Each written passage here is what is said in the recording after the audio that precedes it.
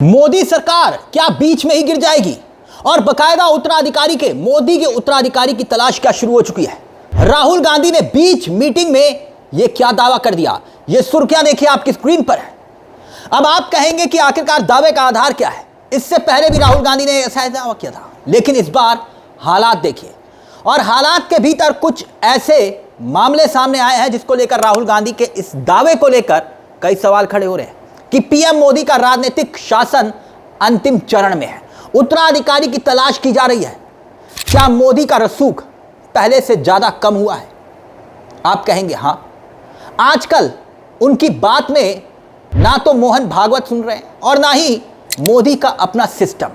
और तो और उत्तराधिकारी के इतर अधिकारियों के, अफसरों के हाल यह है कि अगर राहुल गांधी की बात पर यकीन करें तो मोदी जी के दफ्तर यानी पीएमओ तक से अफसर आजकल बहुत सी खबरें राहुल गांधी तक बता रहे हैं, राहुल गांधी को बता रहे हैं। और ये मैं नहीं कह रहा, याद करिए मानसून सत्र के आखिरी दिन एक कार्यक्रम में राहुल गांधी ने यह दावा किया था।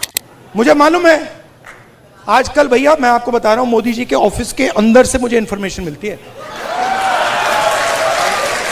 पूरा रिवोल्ट चल रहा है अंदर। अब राहुल गांधी इतना बड़ा दावा कैसे कर सकते हैं कि भाई मोदी के उत्तराधिकारी की तलाश हो रही है, और वो भी सीडब्ल्यूसी की बैठक में?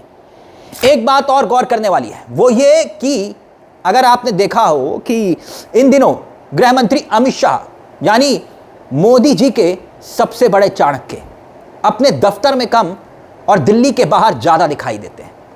और ये बात हम यूं ही नहीं कह रहे, तस्वीरें मैं आपके सामने रखूंगा, एक एक तस्वीर टटोलने की कोशिश करिए राहुल गांधी इतना बड़ा दावा कर क्यों रहे हैं, इसके पीछे का आधार क्या है।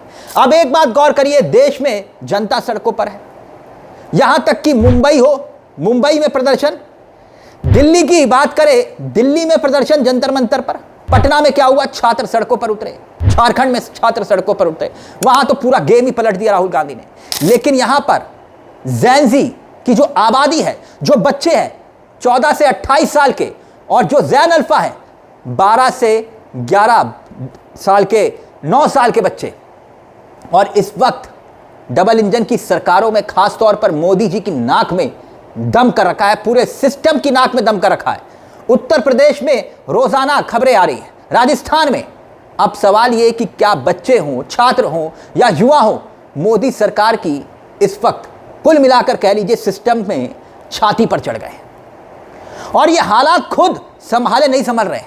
अब कायदे से तो अमित शाह गृह मंत्री है, मैंने कहा ना कि भाई समझिए कि गृह मंत्री अगर दिल्ली में नहीं है, कहीं और है, और बार बार ये इंसिडेंट है या कुछ और, इतने बड़े क्राइसिस से निपटने के लिए अमित शाह को गृह मंत्रालय में होना चाहिए था कि नहीं होना चाहिए? अपनी सीट पर होना चाहिए था कि नहीं?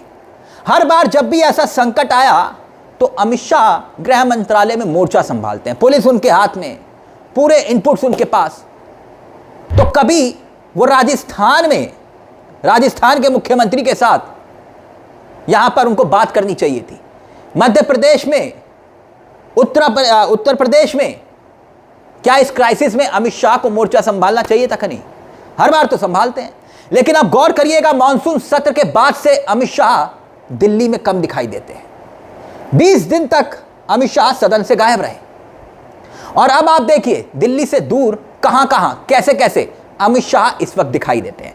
कुछ घंटे पहले अमित शाह तमिलनाडु में थे, तमिलनाडु, आप देखिए विजय के साथ उनकी तस्वीरें, जोसेफ विजय तमिलनाडु के एक कार्यक्रम में हिस्सा ले रहे थे। लेकिन उससे पहले अमित शाह राजस्थान पहुंचे थे, राजस्थान के शहर में, और वहां की तस्वीरें बयां कर रही हैं आपके सामने कि राजस्थान में वो वहां पर कार्यक्रम में शिरकत कर रहे थे। अब देखिए पौंडीचेरी, इससे पहले वो पौंडीचेरी में थे, वो तो आना पड़ा 15 तारीख को, क्योंकि मोदी जी को पगड़ी पहन के भाषण देना था लाल किले पर। अब खबर आ रही है कि 21 से 22 तारीख को सिलगुड़ी में रहेंगे। राजस्थान, अहमदाबाद, जहां देखें वहां, कभी चेन्नई में है, कभी नॉर्थ ईस्ट में है। आखिरकार ऐसे अमित शाह को कभी नहीं देखा गया। और इसी बीच एक और खबर आई कि मोदी ने देवेंद्र फडणवीस को दिल्ली बुलाया है। देवेंद्र फडणवीस को, खलबली मची हुई है। अब चर्चाएं यह है कि देवेंद्र फडणवीस को एक बड़ी जिम्मेदारी मिल सकती है। तो वो बड़ी जिम्मेदारी क्या है? क्या अमित शाह का गृह मंत्रालय देवेंद्र फडणवीस को मिल सकता है? और क्या इन्हीं सब हालात को लेकर एक बहुत बड़ा दावा राहुल गांधी ने कर दिया। कांग्रेस दूसरा खेल भी कर रही है, एक बड़ा खेल है जिस वजह से इस वक्त खलबली मची हुई है। कांग्रेस ने बुधवार को सीडब्ल्यूसी की बैठक में तय किया कि भाई जब ये इतने बड़े स्तर पर जैन अल्फा सड़कों पर है तो क्यों ना राहुल गांधी ने जो मुहिम शुरू की है उस मुहिम को और बड़ा किया जाए।